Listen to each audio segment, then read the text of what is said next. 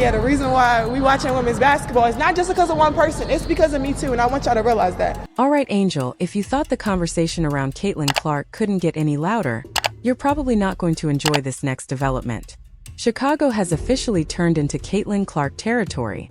The Chicago Sky have made a massive and very telling decision by moving their home games against Caitlin Clark's Indiana Fever to the United Center. Yes, that United Center. This wasn't a casual schedule tweak or a coincidence. It was a calculated response to overwhelming fan demand that simply could not be contained in their usual arena anymore. For the first time in history, WNBA games will be played in the United Center. The Chicago Sky will host the Indiana Fever at the UC. We're talking about the same United Center that hosts the Chicago Bulls, an arena with nearly double the seating capacity of Wintrust Arena. From a pure business standpoint, this move makes perfect sense. But at the same time, it directly contradicts comments Angel Reese made in that now viral interview where she insisted that women's basketball success isn't about one player. Because let's be honest, when you look at the numbers, the ticket sales, the viewership, and the ratings spike, it all leads back to one undeniable name. This isn't even the first time teams have upgraded arenas when Caitlin Clark comes to town. The Indiana Fever selling out 15,000 seats for a preseason game against barely recognizable opponents already exposed the weakness in the "it's not about one player" argument. That narrative is wearing thin fast. And before we break all of this down, let's be real. If you're still hating on Caitlin Clark, this next part might sting a little. Now let's slow it down and really examine how dramatic this shift has been. Before Caitlin Clark entered the WNBA, attendance numbers were stable but far from explosive. Then 2024 arrived and everything changed almost overnight. Fever games, both home and away, started packing arenas to the brim. And this surge didn't even wait for Caitlin to officially step on a WNBA court. Teams like the Atlanta Dream and the Washington Mystics were already moving their games to larger venues in anticipation. That's not coincidence, that's foresight. The Chicago Sky are now the latest team to jump on the bandwagon, announcing that both of their home matchups against the Indiana Fever will be played at the United Center, instantly doubling their seating capacity. And here's where the contradiction becomes impossible to ignore. This is Angel Reese's team. Angel has been vocal, repeatedly emphasizing that women's basketball is bigger than any single player. But if that's true, then why aren't all Sky home games being played at the United Center? Why only the games against Caitlin Clark? Some people try to explain it away by saying Indiana is close to Illinois, so Fever fans can travel easily. But that argument falls apart instantly when you look at Washington, D.C. or Atlanta, both far from Indianapolis. Yet those teams still moved games to larger arenas specifically for Caitlin's arrival. At some point, the truth becomes unavoidable. Even executives and owners like Sheila Johnson of the Washington Mystics keep repeating the line that it's about more than one player, and technically, they're not wrong. The league is full of talent, but actions speak louder than words. When Caitlin Clark comes to town, teams don't hesitate to sell 5 times as many tickets. That tells you everything you need to know. It's official that Caitlin Clark is a game changer. She's changed the game with her ability to shoot the ball, her unlimited range, but also her impact, how she's impacting other young girls in basketball. The league may not want to say it out loud, but the numbers are screaming. Before Caitlin Clark, the WNBA averaged around 6,600 fans per game. Respectable, sure, but nowhere near mainstream dominance. Meanwhile, the NBA regularly pulls in over 18,000 fans per night. WNBA games had loyal supporters, but the energy often felt muted, more casual than electric. Then Caitlin Clark arrived. Suddenly, Fever home games became must-see events. Sellouts became the norm. Road games turned half-empty arenas into absolute madhouses. And legends noticed. Lisa Leslie didn't just acknowledge Caitlin. She symbolically handed her the torch.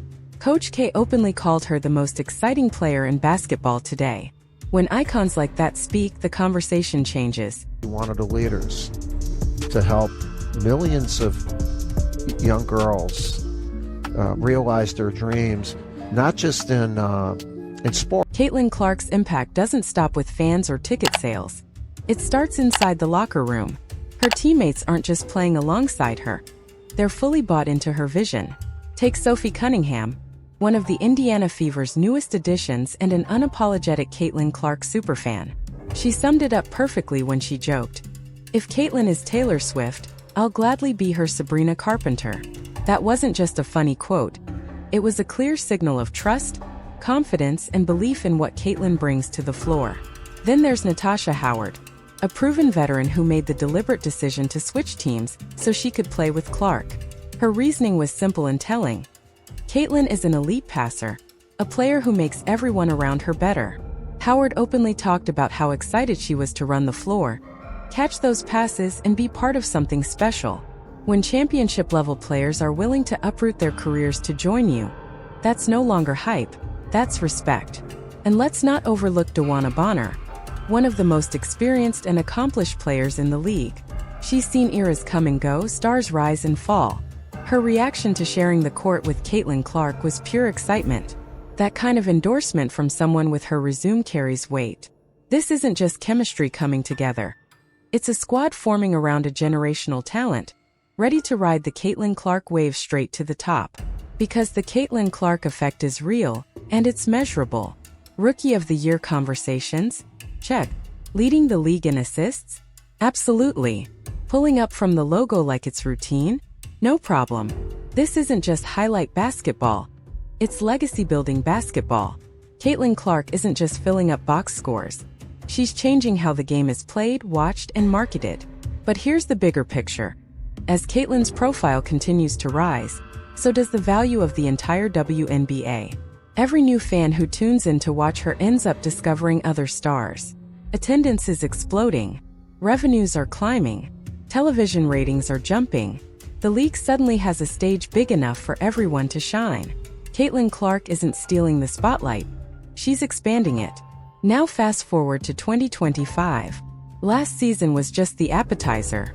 The WNBA All-Star Game is coming to Indianapolis, Caitlin Clark's home turf.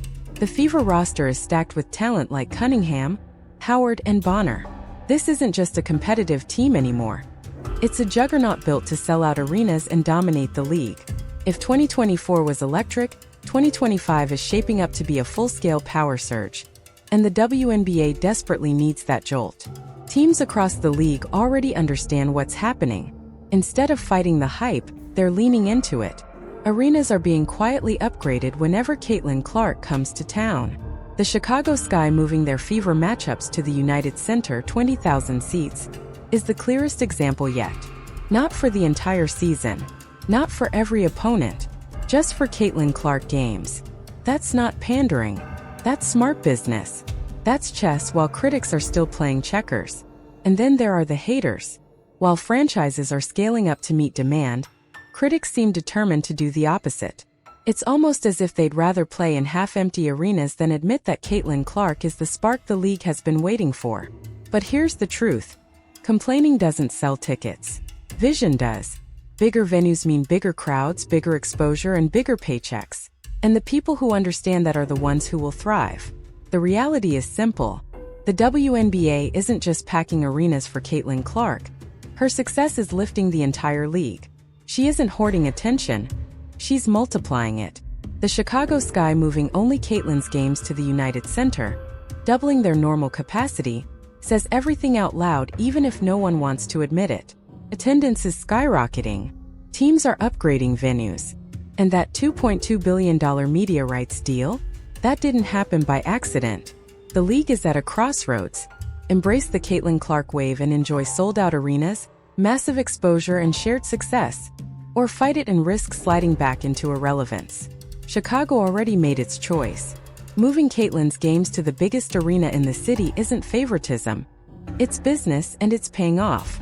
New fans, huge buzz, more money. Why fight what's clearly working? The WNBA spent years chasing mainstream attention. Now it finally has it, delivered by a generational talent on a silver platter. The smart move isn't resistance. It's ownership. Ride the wave.